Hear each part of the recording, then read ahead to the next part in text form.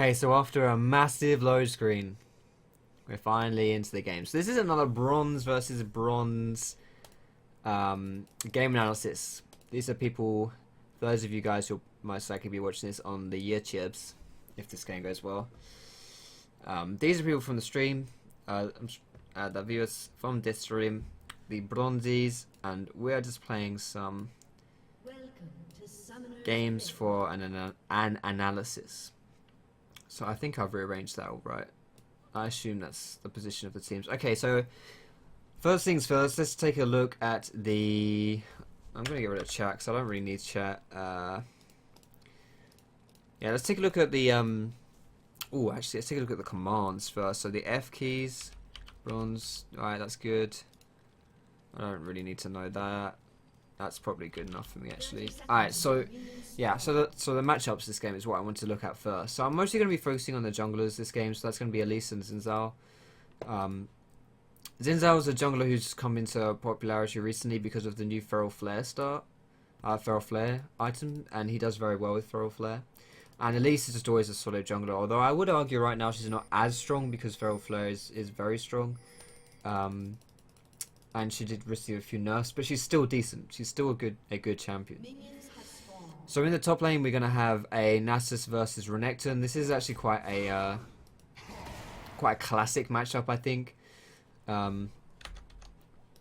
Nasus usually loses to Renekton. Nasus doesn't need to win lane. Nasus needs to not lose lane. Renekton is such a good early game character that Nasus can struggle versus a good Renekton. And so all Nasus needs to do is to farm and be sorted. Mid lane I think will be rather equal. There could be a lot of kills going down. I think that might be influenced a lot by jungle pressure. And bot lane is again going to be quite equal. It really depends on how Morgana plays this lane, because Morgan can like cock block Thresh really hard if she does it properly. Oh shit! Remove the overlay. Whoops. Sorry about this, guys. So there we go. So, and I'll get rid of the social graphics. Are we all good? That's good enough. So yeah, so Morgan can cockblock Thresh really hard if with the spell shield. So and if she pokes as well, then that can be something. Thresh is very good at going all in and stuff, and so if Morgan can get some good poke down, then yeah, I just think Morgan's gonna be the one to decide that lane. So the jungle clears so far are very standard. I think Elise and Xin Zhao, they start at their bottom buff because that's where they get the most help from their bottom laners, or just if they start at their top buff, then their top laners are going to have to help them. That's not going to be as much help as if they start at the bot because they have two people there. So they start at their bot buff and then they move over. They do a mini camp and then move over to their top buff, which is very standard stuff. It's very standard stuff. Get some level 3 and then we'll see what they do. Elise has opted to gank while Xin has opted to farm. I would say maybe Xin wanted to gank as well because he should know that Elise is going to gank. So if he goes and ganks, then he can counter gank. And I want to rewind this a little bit as well, just before here. So this right here, if you are Elise, this is the juiciest like kill setup for you. Like you want to be going in on this because as we're gonna see, they're gonna fight. Like Nasus is pushed out really far. Renekton can help you with a gank. Like this is great. Like Nasus is so out of position and he's kind of low on health. She should be repelling to him though. I'm not sure. Also, nice. That was a good cocoon. That was just. It's juicy. And if you're Xin Zhao, you know that Elise is looking at that thinking, yeah, I fancy a bit of that.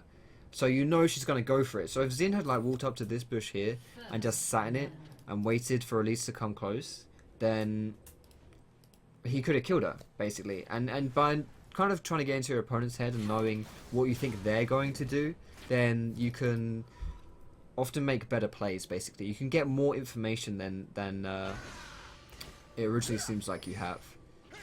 So I think this skill order is a bit confusing by Xin. I disagree with this. I think firstly, I personally like to max my E because it is better utility. It gives you more burst damage, and that damage is magic damage, right? Which means that it's not all countered by armor, and the slow is increased as well. So, and I don't think you really need to get 2 points in your W early, but he's decided to do that. Elise, on the other hand, is maxing her Q, which I think is pretty standard stuff.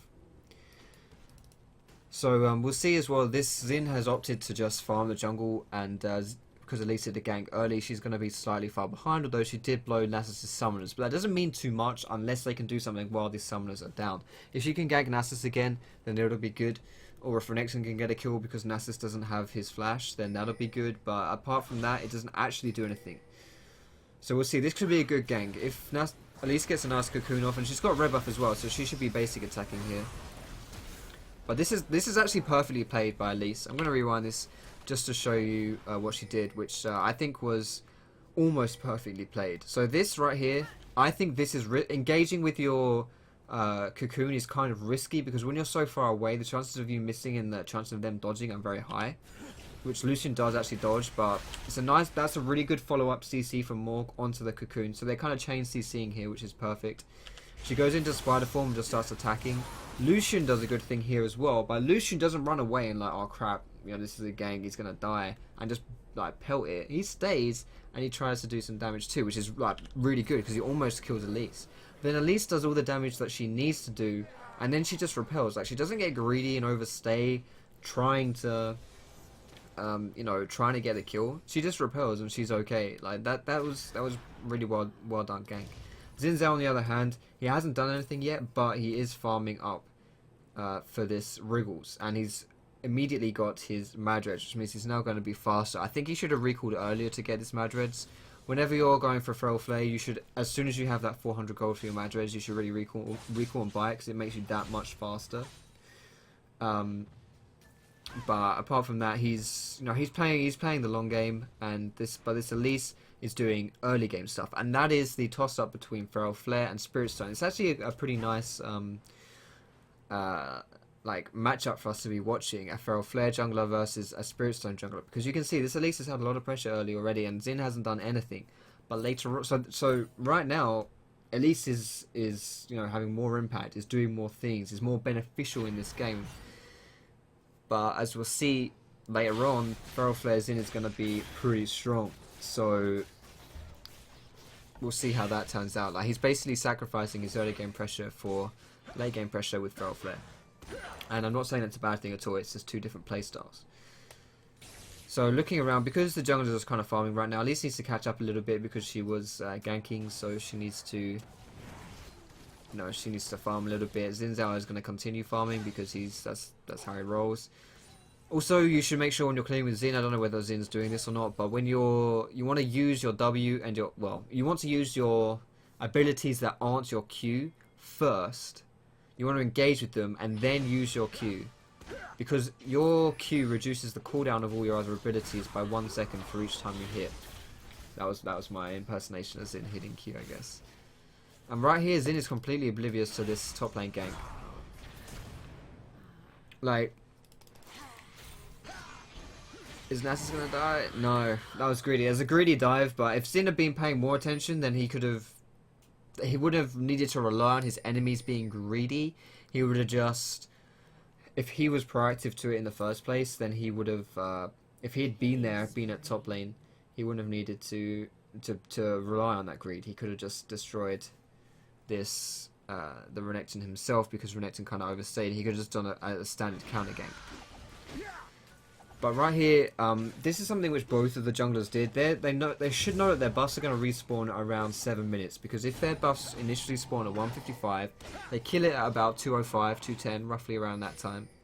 Then it takes 5 minutes to respawn. It's going to respawn at 710, around 710 basically. And neither of these junglers were in position to kill their buff while it spawned. Like, no one, like, Xin was at white camp, even though they were both like doing PvP stuff, which is fair enough, but Xin wasn't in the right, like, he was only there by chance really. It wasn't like something he'd decided to do.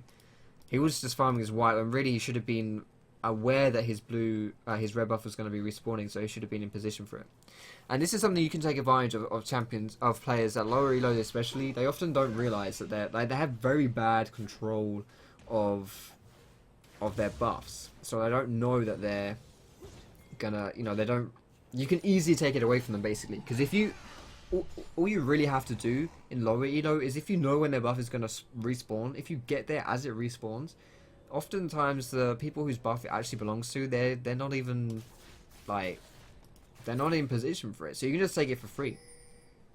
So you can do that to take advantage of it in lower elo if that's what you want to do. And sometimes even in higher elo, it's not a bad strategy to be taken advantage of. And knowing when stuff is going to respawn, a lot of that is just like knowing that, oh, they did it at this time, therefore it's going to respawn at that time. You don't necessarily even need really good wards, because you can pretty much guess, at least for the second respawn, when those things are going to come back up. So it looks like we're doing a bit of a dragon dance here. I'm not quite sure. Like, let's have a look at the vision going down. They do have kind of good vision, not amazing. And these guys have kind of bad vision. But I don't think they necessarily needed to bait this hard. Like, Morg missed the Q on Xin, which was bad considering they knew he was coming. That was just like a mechanical thing she messed up on. And this, I think, even though it's warded, they could have maybe just forced it themselves, or at least tried to. But I don't know. If they were going for the bait, then they should have gone for the bait and tried to get the kill on Xin. But because they missed the kill, it makes it a lot harder. But this is perfect. Like, putting this dragon out here is what they needed to do when they're taking this away. If they just left the dragon in the pit, it would have been risky, because it's easy for Xin to steal it if the dragon isn't pulled out. And this was actually... This could have been an easy steal by the blue team, because purple team didn't secure that very well at all. She actually left, like, that was just taken by a basic attack from Elise, I'm pretty sure. She didn't smite it, at least didn't even smite the dragon. So that could have been stolen away, which is risky. Like, you don't want to, if you're ever contesting a dragon, you can't do it without your smite up, because you're just risking it, and you're probably going to lose the dragon. And this Riven is just she's really fed right now, and she's kind of destroying people. And she's got a lot of confidence. Like, what she did in the dragon pit here, like, she was up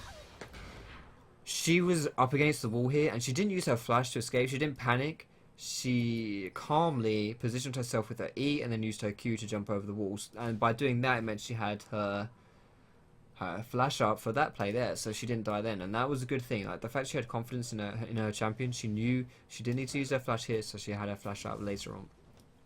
I was going to have a quick look at this top lane, because I haven't seen it too. Haven't been talking about it for a little while. This is actually in a really, really good position for Nasus. It's not perfect or amazing, but it's like fine for him. Basically, it's where he wants to be right now. Does that say 12? It must be 100. Okay, 120. What he's doing is he is just farming away, and he's not getting denied or anything like that, which is good. Like, he's staying on top of farm. He's actually more farm than this Renekton, which is perfect. Like, Renekton is good early, falls off later. Nasus is bad early, gets stronger later. So if the early game is going in Nasus' favour, then that's really, really good for this blue team. I'm just going to look at the item builds a little bit here. Xin Zhao's finally got his Ribble's Lantern. Elise is almost at her Spirit of the Ancient Golem. And Riven is going into her Ravenous Hydra, which is a pretty standard build. Who's the other? What's Talon getting? Talon's on. So Talon's like a whole. Talon is a whole Ravenous Tiamat behind this Riven. Like, he's really far behind Riven. You can tell from the CS here as well. This Riven can all in and 1v1 this Talon extremely easily. And this is another downside of playing these Feral Flare junglers. Xin hasn't had any impact on this mid lane whatsoever. Neither has Elise, to be fair. At least I'm pretty sure she hasn't had much impact anyway. But the important thing is that this Xin hasn't been able to have any impact onto this mid lane, because he's stacking his Feral Flare. So he's holding a lot of confidence in his teammates to not feed and to not lose lanes. And that's, in my opinion, that's always risky when you're playing in solo queue, especially. You don't really want to be, letting your teammates decide their own fate, because chances are, and I mean, I don't really need to say twice about people who complain that, you know, in solo queue everyone loses their lanes, right? Everyone on your team always loses and stuff like that. You know, if you want to prevent things like that, you can't just AFK farm in your jungle, and it's, you know, it's bound to happen. If the enemy team has a jungler that's actually putting pressure, and you're not putting pressure, then yeah, it's the chances of your team feeding is higher. So you have to be aware of that, and it's definitely a trade-off. And the fact that this talent is losing so hard, part of that is because of the fact that his jungler isn't able to help him. It's not Zin's fault, but it partially is. Now this talent, I'm watching this talent on the minimap thinking what's going on. He is denying himself so hard. I'm assuming it's just because he's scared of Riven. If we check out his vision here, he doesn't have any good vision whatsoever. So he doesn't know where Riven is, which means that when he doesn't know where Riven is, he's just hugging his tower. Which is this is the worst thing to be happening. I'm going to pause this. Right. So first and foremost, warding isn't just for protecting your lane from ganks. It's also so that you can see where your laner has gone to. So for example, if Riven was to roam top lane, if this was warded, they would know that Riven has left the lane. And also, this is kind of like my favorite quote about wards, is that wards don't only tell you where people are, they tell you where people aren't, right? So if you have this bush warded here, for example, then you know if you hug this wall here, if you hug this bush area, if you don't know where people are, but you know they're not in that bush because you've got it warded, then you're kind of safe, really. If you're hugging this area, like they're not going to be able to walk in here. You know, if they come from here, then you're far away enough that you're safe, and they're not going to be able to come from here because you've got it warded. So you should be doing that, and even if you are really scared, like really, really, really scared, always stay in XP range. You never want to deny yourself from the XP, because that is a huge thing. Like, you don't want to just be getting no experience, because then you're just gonna fall so far behind in levels. You're just gonna be a free kill. And also, this item build I don't think is very good. Like, rushing Moby Boots is not gonna help him do anything. In fact, it's going to hinder him, really. It's, let's go back to full vision here. It's not going to... Him having Moby Boots he's just basically wasted that gold because it's not doing any favours for him. He's not roaming. It's just no reason for him to have it. So the Moby Boots, it wasn't really a smart choice there. But that's something we see. You'll see a lot of the lower reloads is the item builds aren't necessarily so good. For example, I don't think you need to rush boost the swiftness on Nasus, especially with the alacrity bonus. I don't know why he feels that's necessary, but that's a lot of gold invested into move speed, and well, you could have just got like a combat item or something like that, you know. So unless he was doing that with a strategy in mind. I don't know why he wouldn't just like rush Moby Boost or something. If he was going to go roam or something, then yeah, but it doesn't really make too much sense. So this game is going to be all about who can carry harder, Lucian or Riven. They're both really fed, and they're both destroying their lanes. So it all comes down to which one's going to have more impact. Now, at lower elo, I think it is easier to carry on. I think I would rather have this Riven on my team than a Lucian, because Riven can 1v1 people a lot easier. AD carriers need some sort of protection in order to do that, in order to carry. So, well, you kind of need some kind of protection, but that's not to say that you rely on your team. Like, if you have a bad team that doesn't protect you, that you're going to lose. You know, it's nothing like that. Now, this was a semi-risky play because they knew people were kind of around, or they didn't, like, you know, kill the jungler or something like that, and so they could then take this dragon away for free. Zin had no smite, and he went for this dragon, even though he knew it was going to be contested.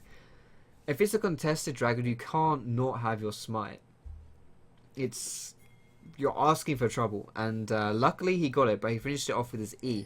And I mean, Elise could have easily stolen it, just like last time, you know, when Elise got it, but she didn't use her smite. You can't do these contested dragons with no smite. I mean, this is two dragons which easily could have been stolen. But they pick up some nice exit frags here as well, which is always good. And even though this MF is having a bad time, she's at least getting some kills, so she'll kind of be somewhat useful, at least, hopefully. But this is kind of, when you're playing as Talon right now, I feel from Talon's point of view, firstly, you want to try and make sure you're getting all the XP and all the CS you can. When Riven isn't actively denying you, you need to, you know, make the most of that time. Because, right, even to be honest, even if it means playing a bit risky, sometimes it's worth it. Because what's the alternative? Like, the alternative is you're doing nothing, and you're just falling further and further behind. Sometimes you may as well take a risk. You don't want to like die over and over and over, but I personally believe that sometimes if you're really far behind, then sometimes you just kind of have to, even if it's slightly risky for you to be in a certain place, sometimes you just gotta do it just so you can try and catch up. I mean, when you're behind, you always have to take more risks than when you're ahead.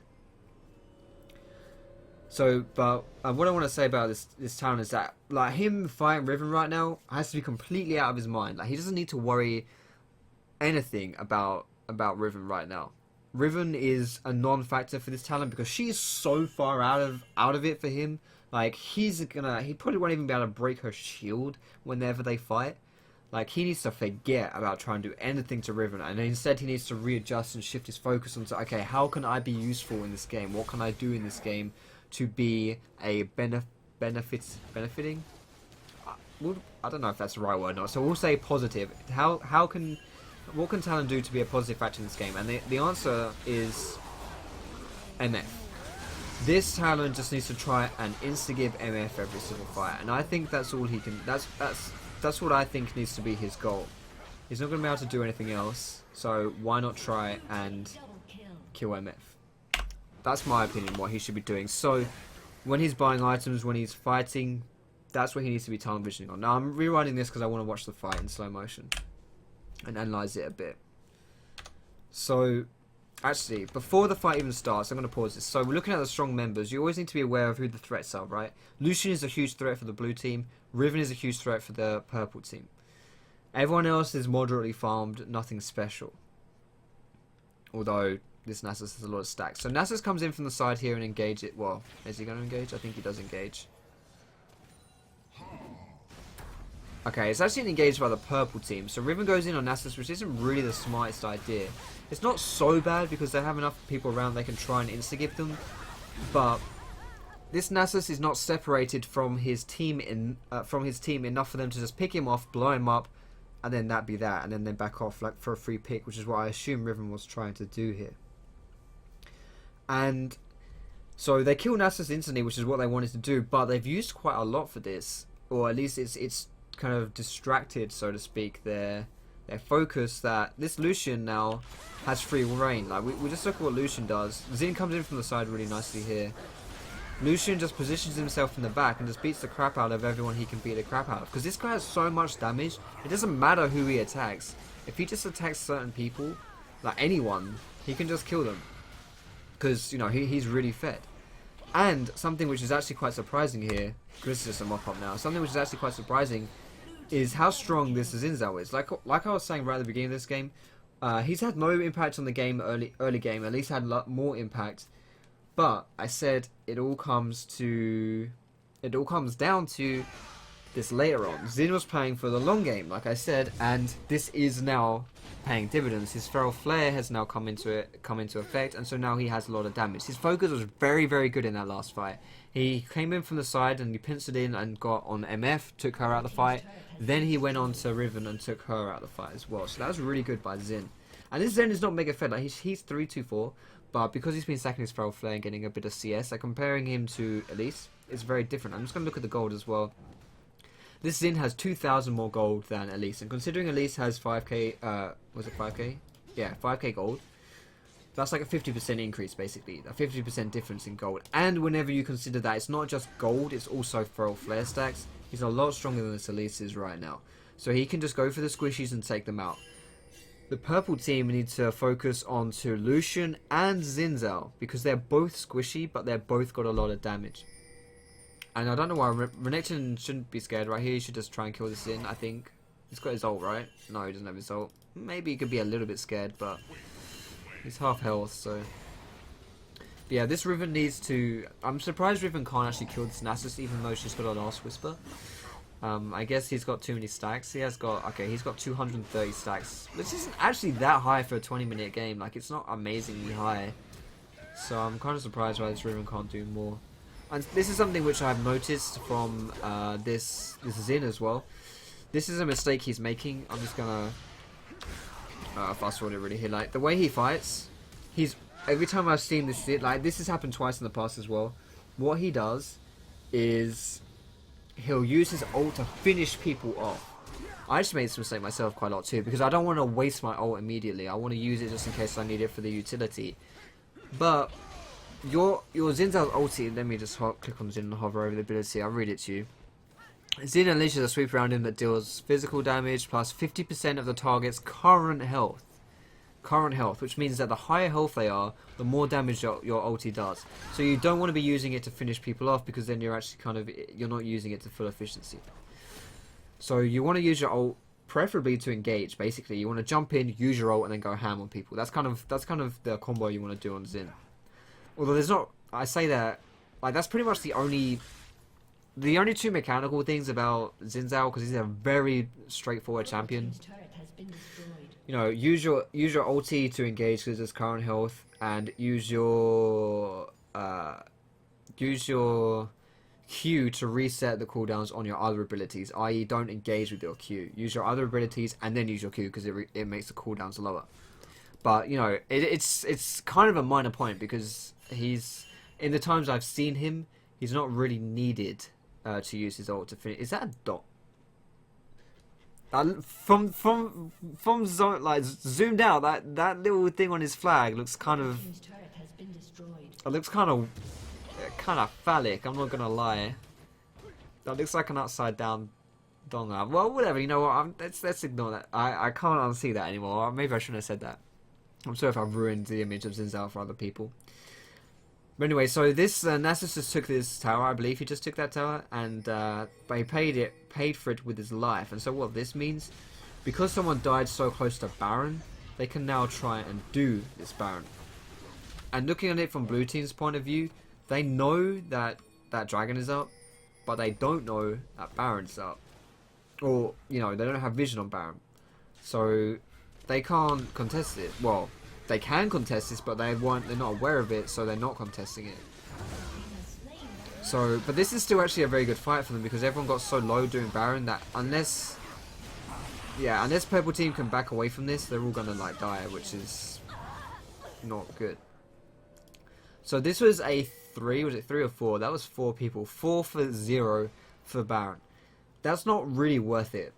Like, that was good for the Blue Team. Even though they saw this too late, they still got a good, you know, Xin had a hunch they were doing something, so he went over, he got vision onto the Baron, and so they got it, which is perfect. And now they're going to be able to take away the inhibitor as well, because they've managed to, they killed 4 people, and now they've just killed Renekton as well. If Renekton had managed to stay away from danger, then maybe his team could have contested that there with the 3 people, but because he died, they couldn't. And I think the Blue Team was a bit scared then. They should have been together as a unit killing this inhibitor, because they kind of left 2 members out here to dry because they were like a bit passive, and they actually made the inhibitor go down slower, so they had to stay longer. But it worked out okay in the end. But this was I actually think that Baron call was a pretty good call. But I think it was the subsequent call that was which was bad, and it was poorly executed. Which was, they didn't run away from the Baron. Like, after they got Baron, they weren't just like, right, every man for himself, you know, run away.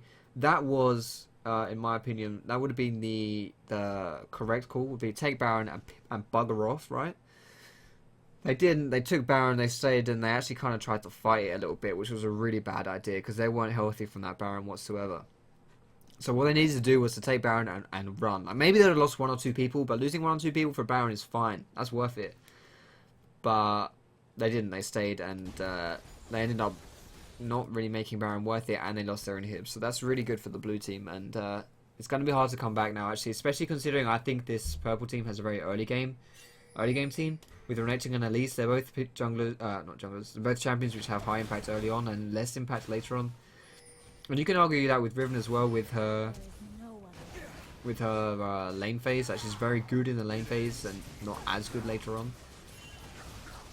Especially if the enemy team is fed. And this is a very interesting, like, Riven flashed over, like, I think she's kind of,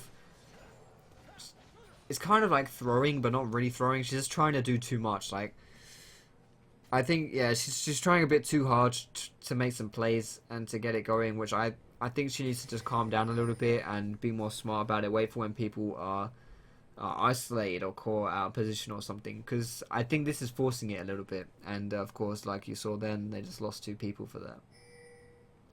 So this is a kind of smart move here by the blue team. I'm thinking like right now, if I just pause this really quickly and you just look at it from the blue team's point of view. Like they've got this mid down, so there's no reason to ever go mid anymore right now. Not while this inhibitor is down, because the mid lane's going to be pushing by itself. So they can either go bot lane here, which is going to be pushing towards the blue team, but there's no tower here, so there's less to be gained. Or they can just go top lane because this tower is pretty much free. They don't even need minions to slow on health, and they were already in the vicinity. So the fact that they decided to push out this tower rather than just like get the kills and back off, that's really good. And so they got that tower, but I don't know why they've then backed off from this. Like, it was a good call to push this wave down, to push this lane down. But backing off from it afterwards wasn't so good because there weren't people defending it. There was only Renekton, and Renekton isn't really a threat. You don't need to be afraid of him. He can't defend the tower. So you don't need to back off from this. They could have kept pushing it. Instead, Xin went and like farmed 2 things, and they went and frag hunted. Now, thankfully, sorry, these guys are so far ahead that the frag hunt was kind of worth, because now they can catch people and they can keep pushing. But they didn't need to do this, and I think it would have actually been a better idea for future games to just keep pushing that wave down, because Nasus is very tanky as well. Like he can face tank things easily if he needs to, tank a few hits, or he can tank the tower down while they tower dive. But this is the blue team getting quite greedy here. They're thinking that they're so far ahead that they're just kind of going for kills, and so they've actually achieved very little by doing this. Like, they caught people off and they kind of pushed in, but what did they do? They got 1 kill and they lost, I believe they even lost, did they lose 3 people? I think they eventually lost 3 people, at least 2 people, but I'm pretty sure that was 3. And they got like nothing really out of it. Like they got a few kills. They may have like traded kills, something like that. But when you're ahead, going equal in something it's not proportionate to the amount of advantage that you have. So you don't want to just be, you know, you don't want to just be going equal on something. When you're ahead, no, you want to be getting advantages whenever you can. Now this is pretty good by Talon. He's seen a good opportunity. Like I was saying earlier, Riven, he needs to forget about Riven. He needs to go and make a different goal, and this goal is killing the squishies like MF, and that's exactly what he's doing. Although at least the purple team got caught here as well. But this is something I think at the bronze level, people often lack very like the basic level of mechanics and kind of game sense and stuff like that. That making calls, making plays is, in my opinion, is less important, because people kind of they fail on a fundamental level. I sound quite harsh saying this. I don't mean to be harsh or anything like that. But I think when you're trying to climb elo in bronze, I think you'll find your opponents you can exploit weaknesses in opponents at a very fundamental level, right? That's what that's kind of what I mean to say, I suppose. And so you don't really need to make plays and stuff. You can just catch people out of position, for example, or you can just get better trades off in lane and stuff like that. Like here, like they're not really making a play. They just push down mid and they call people out of position, which was not really anything special about that. But we'll see what happens here. I think this Lucian can try and do some more damage while Riven's got cooldowns up. But he needs to be kind of careful. They've actually they left that Thresh out to dry a little bit then. I think they could have been more aggressive here. The death timers weren't too close, so they probably could have tried to do a bit more, but whatever, they didn't. Again, though, this is a thing. I suppose they did get the Nexus Tower, so that one wasn't so bad, but I think these guys, every time these guys are going into the enemy base and fighting, that should be the end of the game. Like, they can play it in such a way, or they can push or do something. The time they're spending going into the enemy base and doing things is time which they could have just like ended the game. I honestly think this game should be over. Like when I was saying about how they should have been pushing top, I think that's what they should be doing. Like they got this one inhib, and I think they're making the mistake of they're driving through that mid lane trying to end the game, thinking, yeah, we've got the inhib, let's push through. No, the way has been cleared.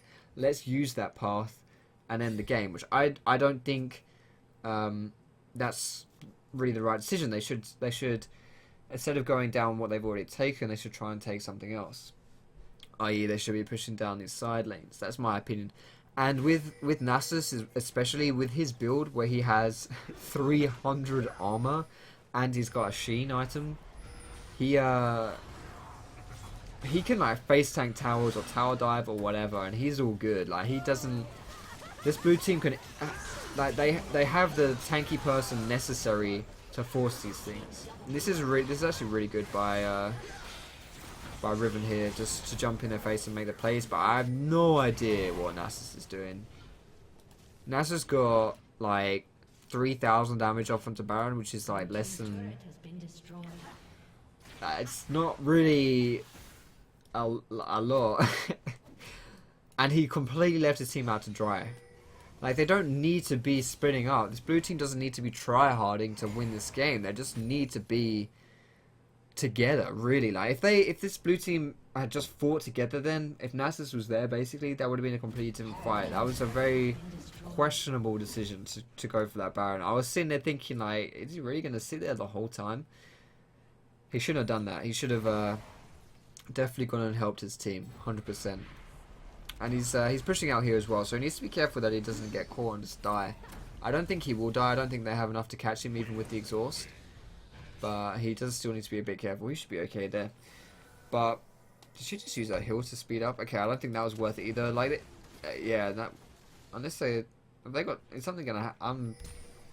What the hell is going on? What is this? Why didn't he just run? Like, literally just run away. Run through the river. Oh my lordy. The bronze chase is real. Is he going to get snared? See, what he's done now is he's just let these guys catch up to him. And let other people now join in the chase as well. Is he going to get away? He's going to get away. Oh my god. It's going to happen, isn't it? He's gone. He's gone. He's away. He's got his alacrity boots with bloody alacrity enchant. He's gone. You ain't getting this one. That was ridiculous. But I think the blue team, aside from that being the most ridiculous chase I've seen, the blue team didn't really do anything with it either. They got the dragon, but that's not, at this stage of the game, it doesn't really matter too much. They don't need the extra gold. They need to finish this game and end it. So that means they should have all rushed down mid and got the. When everyone was rushing, chasing Nasus, go and get the inhibitor or go and push down this bot tower or something like that. They should have tried to do something different rather than just chasing or just doing dragon or something. Dragon is okay. Like, at least they got something, but it's not. Excuse me, it's not good enough really at this stage of the game. And now as the game goes on, these guys, this blue team has had like a 10k gold lead for a very long time.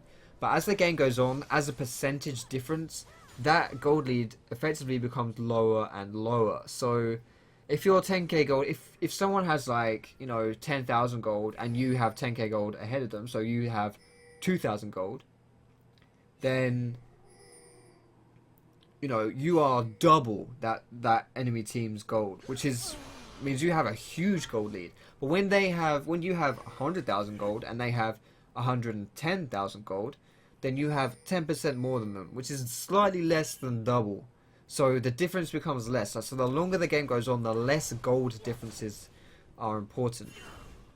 So I'm quite interested to see what this blue team is up to now. Although looking at the time of the game, it looks like a game-ending play is about to be made.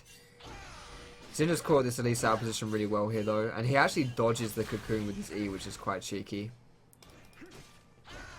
He's got a lot of damage in this guy's build. Wit's End, Triforce, Feral Flare, that's a lot of damage.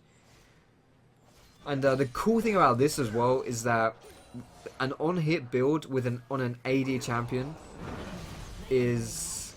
he has magic damage on his Feral Flare and his Wit's End.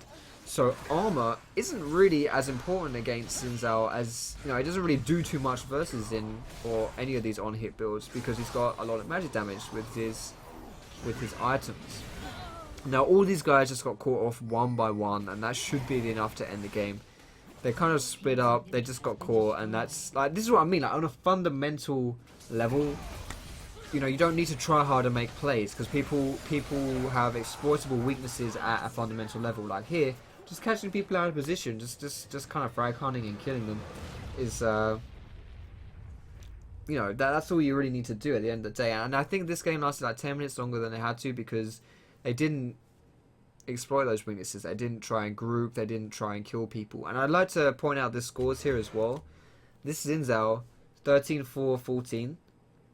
Right at the beginning of the game, I was saying he hasn't had any impact, but he's playing the long game. And I know I mentioned this earlier in this video as well, but you know, this is what he's been doing. You know, Elise had a lot of impact early. She did well, but she fell off because she's an early game champion. And then this Zin, who wasn't early game, went to the late game, and he just destroyed everyone because that's the game he was playing.